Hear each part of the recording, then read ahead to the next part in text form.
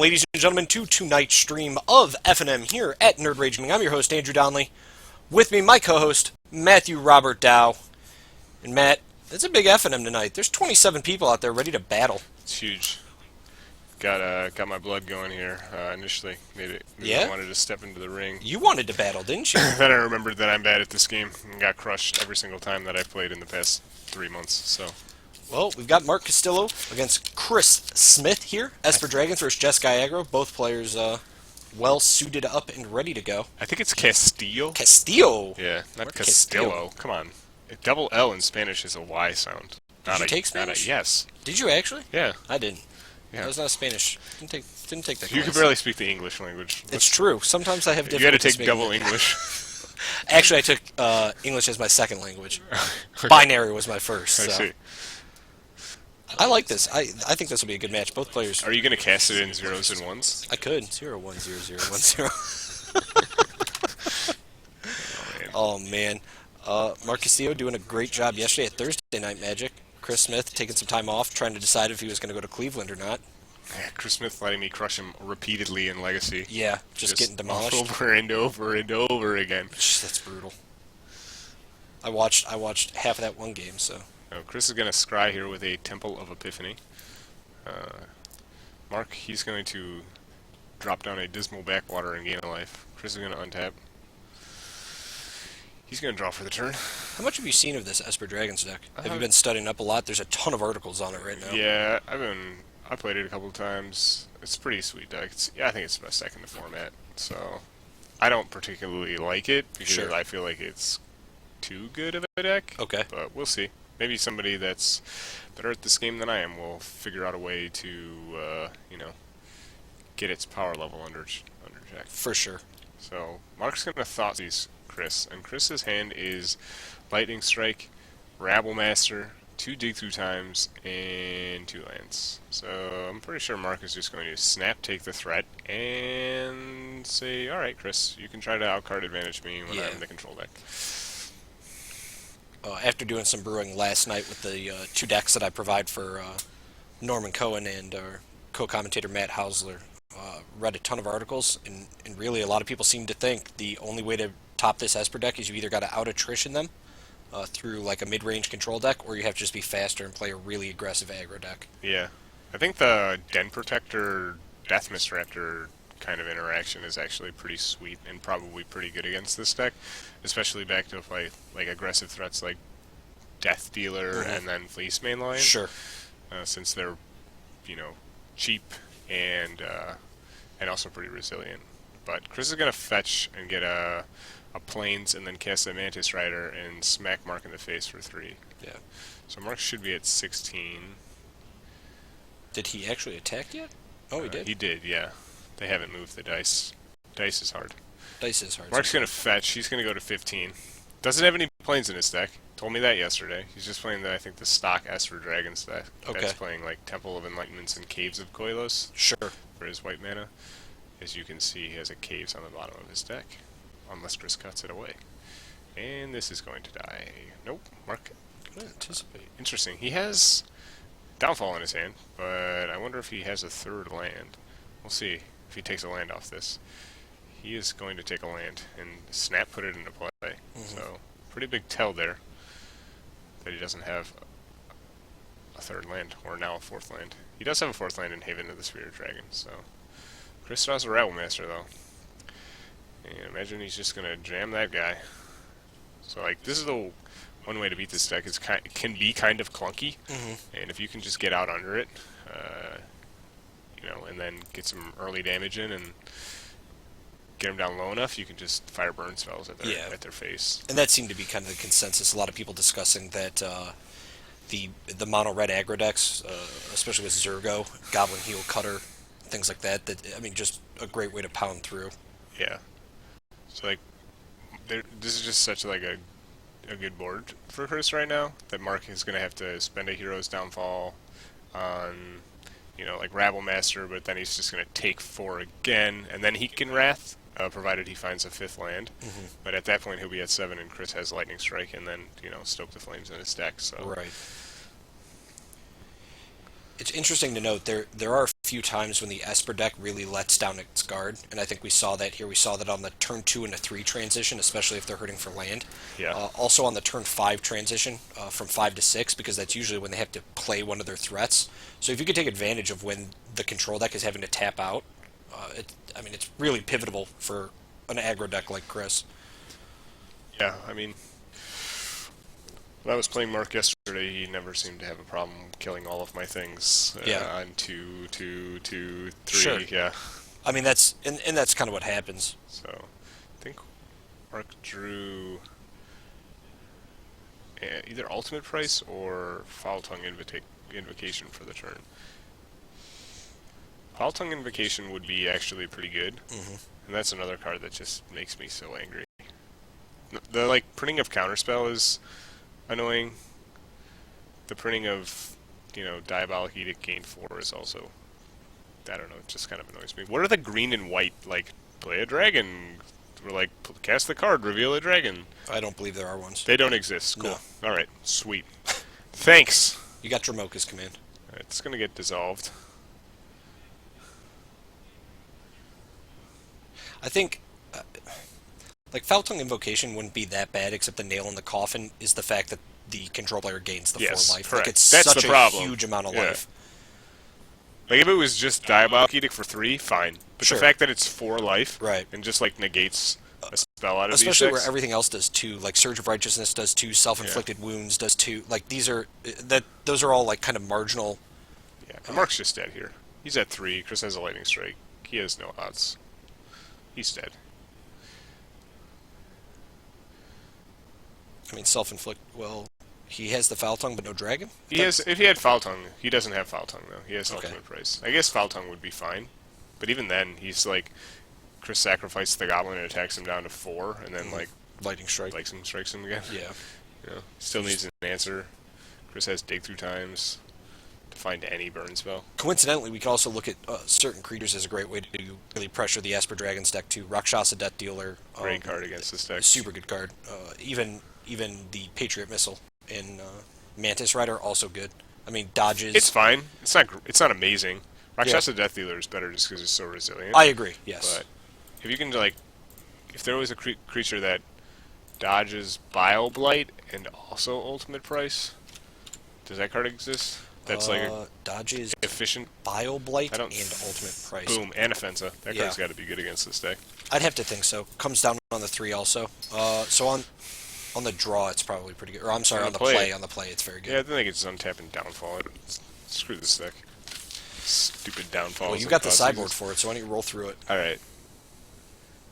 Marc, he's got 1 Ultimate Price. He either can't spell or hastily did this. He hastily did it, I can assure you. He has 1 Biolite, 1 Foul Tongue Invocation, 1 Tassiger, 1 Disdainful Stroke, 2 Drown in Sorrow, 1 Dragon Lord's Prerogative, 2 Stratus Dancer, 1 Thoughtseize, 1 Virulent Plague, 2 Ashiok Nightmare Weaver, and he blew me out with this card yesterday. 1 Stubborn Denial. Yeah. Yeah, he just force spiked me, and I was Sure. yeah, okay, cool. If I untapped, I would have killed you. So, cards I like in this matchup are the Bile Blight and the Drown in Sorrows. I think Stratus Dancer is actually probably pretty good in this matchup. Chris is going to bring out a lot of his removal, but Stratus Dancer, I think, in this matchup is just going to be a 2-for-1. Sure. You can flip it up, it trades with Mantis Rider, and it negates a spell. So that also is good. Potentially Thoughtseize on the draw, too. Okay. I think you want to, if you can, so if Chris didn't just, peel a bunch of threats there, he was probably dead because his hand stunk. Dig Through Times that were, going to be online when Marc was going to have Counter Magic up and stuff like that. Okay. So Thoughtseize might be pretty good here, too. How about you? Maybe Foul Tongue Invocation, actually, but it's kind of really stinks against Rebel Master. So you don't like Ashiok in this matchup, huh? No, I don't like that card at all. Yeah. I don't like that card, period. Really? Yeah. As that was another it's card fine against the green decks, to Sure. be on it, to be fair, but Okay. other than that, I'm not a huge fan. All right, well, we'll check out Chris's sideboard for Jeskai Aggro here. He's got 2 Disdainful Stroke, 1 Erase, 2 Negate, 2 Burmaz, 2 Elspeth, Sun's Champion, 3 Anger of the Gods, 1 Glare of Heresy, and 2 Encase in Ice. So I don't see a lot straight off the top that really impresses me against the control deck. I guess the negates are okay. The Stameful Stroke and Negate, I think, are the cards that I'd bring in. Yeah. And then probably Brimaz, too. I worry about him, though. Do you think the ultimate prices are going anywhere, I guess is the question. That's fine, but like he only has a certain number of them, Okay. and all of the things that you'd so like Brimaz would be a good threat to have, Rabble Master would be a good threat to have. If they die to Bob or Ultimate Price, so be it. Okay. But I don't like Elspeth. LSV wrote an article on the mothership today about like beating this deck, and like you mentioned, the ways that he thinks to beat this deck are to play the red aggressive deck, Yep. play like an aggressive deck with disruption, like Abzan Aggro, Sure. or play the mirror. So those are the only options. Yeah. I mean, the options are very limited Yeah, right now. the Yeah. ways to not beat this deck are to try to go bigger than them. That doesn't work. Yeah, it was surprising that a lot of people kind of came to the same conclusion that cards that players would naturally think are good against this deck are no longer good. Yeah, like- Elspeth is no longer good. Chandra is no longer good. Outpost Siege isn't doing anything for you. Like, Yeah, Nissa is like whatever. yeah, I mean, these are cards that are in your mind as a Magic player good against control, and not so much anymore. They're not because of Dragonlord Silumgar. Yeah, the fact that he he's takes super everything good. is Yeah. just absolutely Yeah, ridiculous. it's very nuts. Outpost Siege might be like decent, but the problem is like if they land a Ojutai or any of the dragons, they'll just race your stupid Outpost Siege. You know, they're like it's more like it's like a weird kind of control tempo hybrid. Yeah. You know, they kill everything and then play a dragon that is hexproof and then anticipates them every turn. Their raw draw power is nuts. Like it's Yeah, great. it's insane. It's great in a mid range matchup where Outpost Siege is giving you one more aggressive card over your opponent who is only drawing one card per turn. But here, you're like, oh, all right, I have my Outpost Siege, and you're like, that's great. I have Dragon Lord's Prerogative. I'm going to outdraw you no matter what happens. Yeah, or I'm just beating you in the face with like Ojutai, you know, and you can't. Well, I guess you could interact with it on your turn, but I have like counter magic to back it up. I just Yeah. don't like it. It's very interesting how a lot of the people came to the same conclusion that on ways to beat this deck. So Chris is going to keep. He has 2 lands. Mark, he's going to lead off with a Dismal Backwater. Chris is going to play a Scryland and keep that one on top. I imagine he's looking for lands here. Mark draws a Dig Through Time for the turn. He's going to play a Temple of Deceit. Looks like Pass it Chris kept a slower hand here. Yeah, he kept a 2-lander. He's going to play a Seeker of the Way here, which is not horrendous. Get some pressure on the board. Have Mark spend his mana, which he neglects to. He's going to play a Polluted Delta and ship it back. Chris is going to draw a Valorous Stance. A decent answer to those fat, annoying dragons we were talking about earlier. Sure. I think that card is actually... I don't know. I debated it putting in, like, the Heroic deck. The Valor stance? Yeah. I feel like it works both ways. Like, early on here, if you force your opponent to spend a removal spell on it, Yeah. you could always protect your Seeker and get in for additional damage. And then if you're just going to let pass, you could potentially help to preserve either a Thunderbreak Regent or attempt to kill. This is the problem. That card is so stupid. It is. Now, he didn't reveal Right. a dragon, though, so No, he's he not going to didn't. gain So, anything. yeah. So it's just a expensive Diabolic Edict, but Diabolic Edict is still a good card. Always. Chris draws a Temple of Epiphany. He's going to scry. He's got 2 Thunderbreak Regents and 2 Stoke Flames in his hand. Correct. So definitely needed to hit that 4th land. What's the white card? Is it the Valorous Valorous? Stance. So Mark missing his 5th land drop.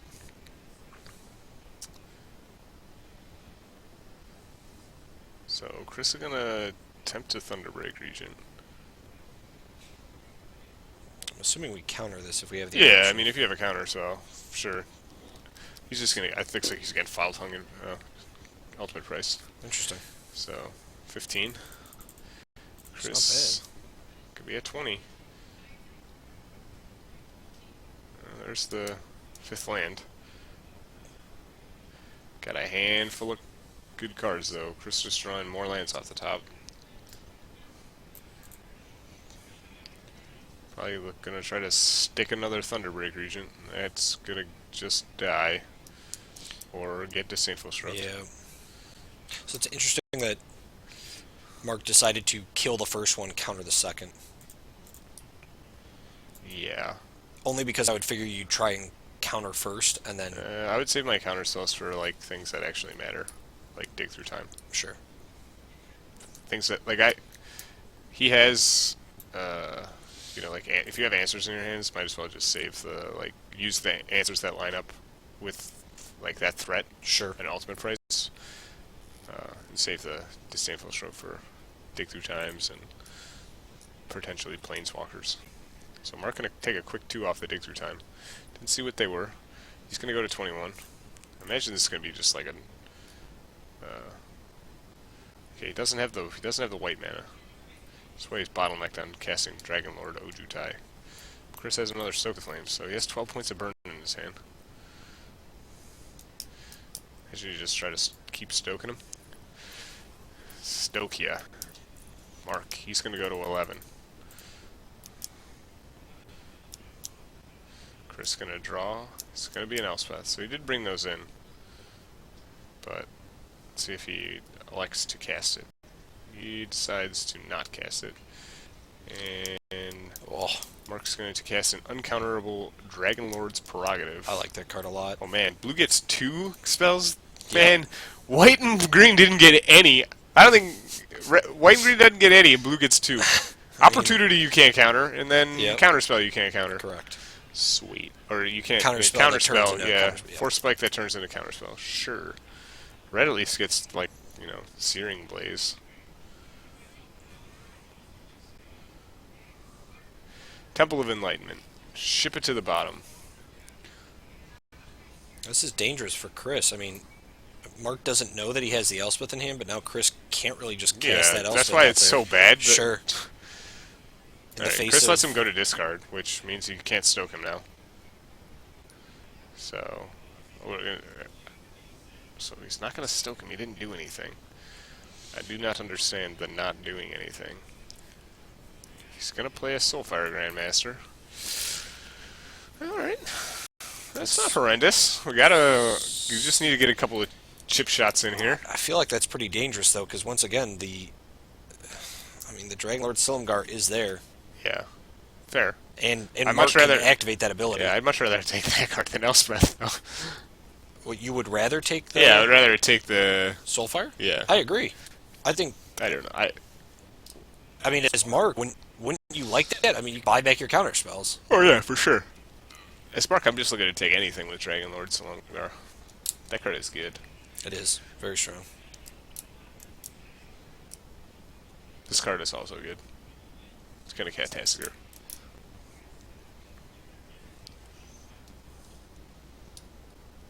If I'm Chris, I'm just firing Burn at his face. I think you're on the right line there. I mean, he's dead to Lightning Strike. Although I imagine Chris doesn't have Lightning Strikes in his deck anymore. Yeah, but we've got so much burn. Take 4. Just take 4. There you go. Boom. Get Valorous Stance. Do we have enough? No. He's going to Silumgar Scorn it. Alright. Show you the Dragon Lord again. Show you Dragon. Chris is gonna draw. It's gonna be a Brimaz. So he can cast that and stoke it. Yeah. Which isn't the worst. But our friend has Dragon Lord Silumgar that we know Right. about. So what's our opportune line here? If we cast Brimaz, you just can't cast any creatures. and we stoke him. I'm just stoking him. Man, I can see why the aggressive red decks are really good against this Esper deck too. I kind of like it's potential that you could just minus Elspeth here. Like that isn't horrendous. And then let him take it. So he has to essentially tap out. So you get some value off this Elspeth. Sure. And he has to tap out to play the dragon, and then you can try to resolve some of these stokes. But like Brimaz is just bad against Silumgar. That can't even attack into that thing. Mark's going to draw. It's a polluted Delta. He's going to play it. I imagine he's going to take this Planeswalker. Yeah, I don't think that's... He doesn't really have to tap out to do that, unfortunately. You know what I mean? Yeah. Like, well, he drew the land. Sure. And even then he doesn't have to tap out. Yeah, he's still got double blue up. Like, that's counterspell. just super dangerous. So let's counterspell up. So Chris is going to draw. It's another Brimaz. Yeah. Oh. Yuckity yuck yuck. I think we just have to, like... I think the plan now is just to fire burn at his face and hope he just dies. But like cast Brimaz convoke it, and then uh, just like try to find 4 more points to burn. Do you don't burn right away, right? Oh, I snap burn right away. Oh, really? Right You're gonna tap the Silumgar down? Yeah, maybe I'll keep it. Whatever. He can dissolve right now, anyways. Sure. So, yeah, I would upkeep it. Well, now he's at 10, so now we don't even need Lightning Strike. We just need A Wild Slash. Or Wild something. Slash, Sure. but that is for sure not in the deck. Lightning Strike is a consideration to be in the deck. So Chris is going to let it die, not going to convoke it, which seems completely incorrect. I don't know what he's doing with these Soak the Flames. He has no, like, his only way to win this game right now is to just try to burn him out. Right. He's not going to do that by letting his guy die. So his attack for 6, going to put Chris to 14. He's on a 2-turn clock. Maybe he's waiting to see if Marc has any other threats in his hand. Like he's just waiting for his hand to get lower Why? before he starts firing off the burn. You have to answer the board. No, I know. You know? I agree. It's very awkward, but maybe he's just on that line. He's on the line of. Man. Well, this might. We would have won. We would. This might do. Well, I something guess here. Marc has a. So we've got a Mana Strider He that has can a get downfall. Yeah, Marc has downfall. I think. Swing. Now Yep. convoke. You got to fire it off. Here There we go. Put you to 6. All right. So like the problem with this is he would be at 2 right now. If we had been burning. Yeah, I mean we still have Mantis Rider. That's an out unless Marc doesn't attack, which I think he doesn't have to attack with Silumgar, and it would be. I mean, he's got another downfall in hand, so. Oh, okay. It's. Gonna put Chris to 6 or attack for 6, put him to 8. So like this is the right line because now he doesn't lose to Mantis Rider off the top, and he can still kill him next turn. Sure. All right, Chris needs Lightning Strike. One time it. Lightning Strike off the top. Was that it? No. I do not believe it was. Nope. Wow.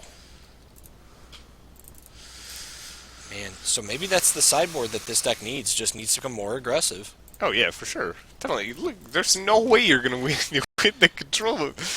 Be more controlling than this Esper Dragon. I mean, I'm just. It's just not happening. And unfortunately, when I was looking at Chris's sideboard, like as I was reading it off in between games, there was nothing in there that stood out to me as a way to really become more aggressive. You know what I mean? It can become more controlling and has ways around other decks, but you know, even in the green-red Dragons decks that people have been brewing up to try and battle in this Esper Dragons field, like you see people splashing, or not splashing, but playing Zergo Bellstriker in their sideboard in mid-range decks just because he's a good threat. You know what I mean? He's an aggressive threat. Obviously, the Abzan control decks are splashing for Fleecemane Lion and Rakshasa Death Dealer in the sideboard, where it used to be Nissa before, or it used to be, you know, Elspeth. Now Yeah. it's like, You just gotta get under him, man. You can't play these long game cards against this deck. super hard. Especially Planeswalkers, that the dragons are just hexproof and just kill them anyways. Right. The dragons eat Planeswalkers. Man. That was a pretty good match, though. I mean, Chris took some incredibly safe lines there. I think you're right. I think he should have been just tossing the bird in his face. Because we don't know. I mean, we have to play to the fact that our opponent is playing control and may not have all the answers in their 2-card hand Yeah, anymore. right. You just gotta try to. That was his only out. He wasn't gonna beat the board. Sure. That was not happening unless he had end hostilities. You know, get his Elspeth back. Well, that's an interesting card too to use. That definitely doesn't have it. But I mean, the question is, I guess, so if you put yourself in the shoes of an Abzan pilot, whether it's more Abzan control, are you now with this Esper Dragons deck coming out? Are you playing End Hostilities more, or are you playing Crux of Fate? I'm not playing that card. I'm not playing that deck because I think it sucks. Abzan control? Yeah. Yeah. You don't think it's in a good spot, huh? No. Really? That's interesting. There's no way it can beat this deck. Really? Yeah. I'm surprised you say It's that. playing a bunch of planeswalkers and giant threats, Okay. and like it's trying to 1-for-1 you, and I just don't see that happening. Like, Sure. This deck can 1-for-1 you, but then it also has blue draw spells. You know? I should pull up my list and show you the list I made last night after checking out some articles and see if you think it, because I made an Abzan control list last night that we may potentially see on camera that takes advantage of the Den Protector kind of recyclability. Also takes advantage of the fact that we can attack the control player's hand. Okay. You know what I mean? Sure. So I guess I wouldn't call it mid-range because it still plays planeswalkers, but it has more creatures on board and a few different threats, I guess, in the main deck as far as like Duresses and Thoughtseizes go. Yeah, I just don't think this like typical Abzan control deck. I think it's just too slow. I'll tell you what, though, I was up.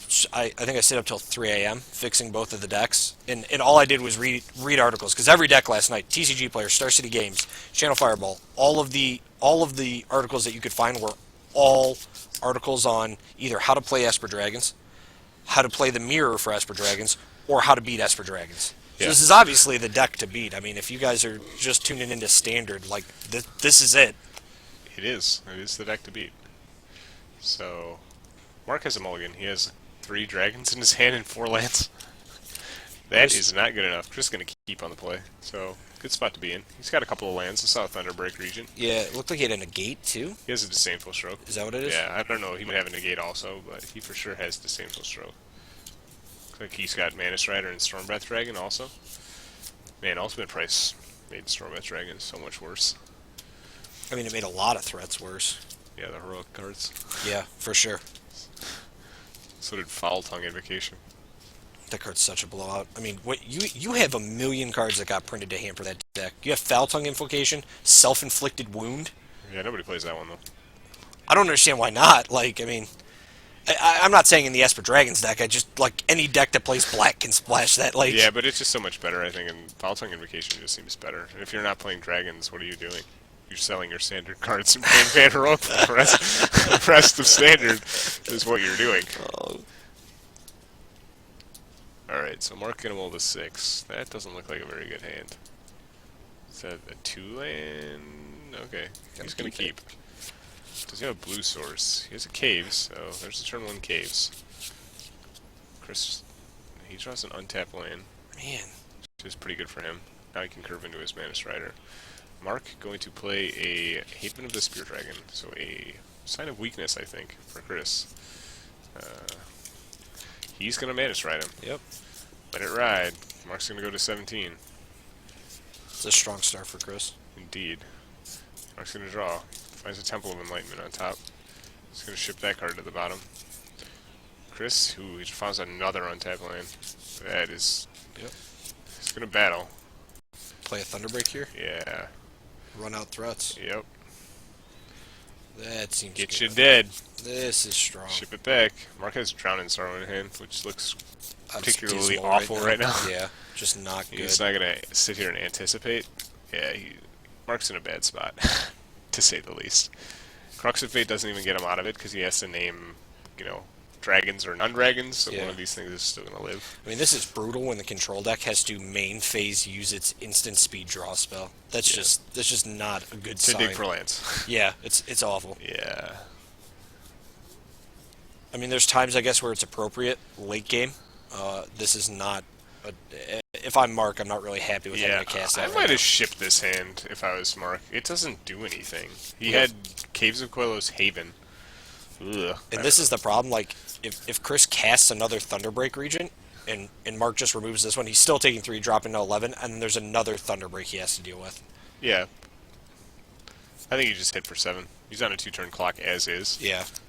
You're not gonna progress the board. No, it's because if he taps out here to kill one of these things, sure. I think it's just Stormbreath Dragon him. Yeah. So like he could tap out and Crux here, and I guess we could still Stormbreath him, so it doesn't matter. If he taps out here, he just dies. Right. I mean, I like this because so if he kills one Thunderbreak, he drops down to 4, and then he's dead to a million. Like he's dead to Stoke the Flames. Yeah, but I mean, so if we didn't have Stormbreath Dragon, Crux of Fate, naming dragons would be pretty brutal. It would be brutal, but then he has to tap out. No, he just dies. Right. So he's just dead.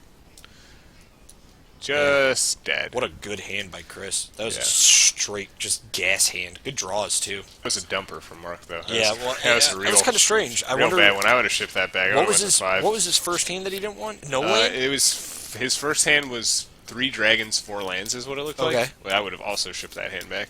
Interesting. Yeah. Huh.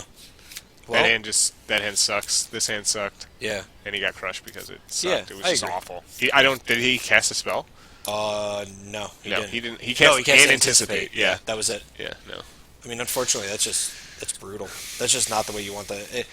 Coincidentally, I have seen a lot of the Esper decks have to do that. Like there are times when the deck does have to mulligan, Yeah. and I don't know if that's because of the land or if it's just because of draws. Well, I mean, it's Magic. Sometimes you have to mulligan. For sure. Yeah, And you very have tough. to mulligan hands where you, yeah, that would, you can't interact. Sure. You ship the hand that can't interact, and then on 6 you're going to keep a hand that can't interact. Mulligan to 5, see if you can get a hand that can interact. Yeah, you might as well. Yeah. Very interesting. Well, guys, if you're just tuning in, this was round 1 of 5 here for FNM at Nerd Rage Gaming.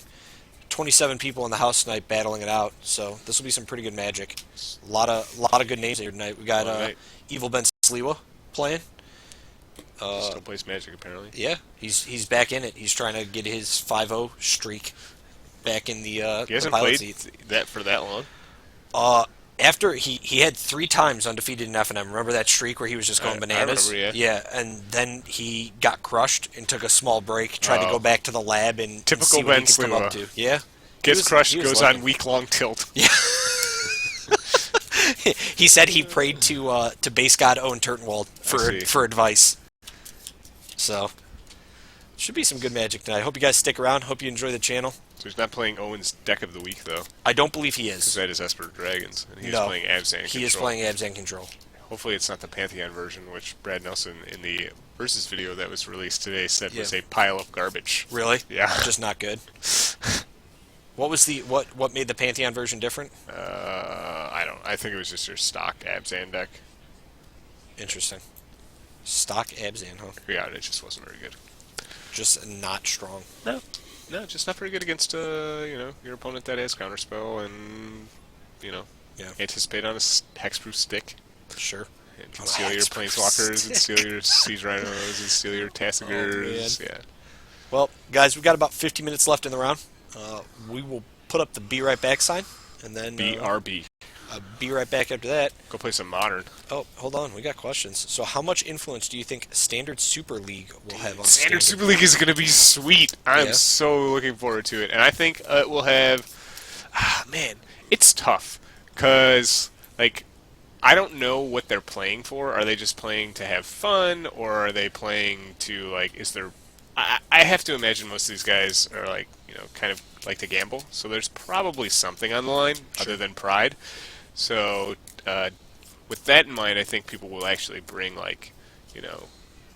good decks and try to innovate and stuff like that. But either way, it's going to be sweet. What do you think? Some type of innovation? I mean, you'll obviously see people coming in with Esper Dragons. Do you think there's going to be another deck that'll pop up? That Abzan list that we saw Andrew Tenjum and Noah Cohen kind of brewing around with. Yeah, I don't know. I think you got a lot of good deck builders there, but that's the thing. It's your Standard Super League. If you are going to come out with your tech on Tuesday, for instance, and then you're going to try to go to GP Toronto over the weekend, but you gave your tech on Tuesday to win an 8-man and go up a couple of points in Standard Super League. Yeah. I think I'd rather win the GP than Standard Super League, I got you.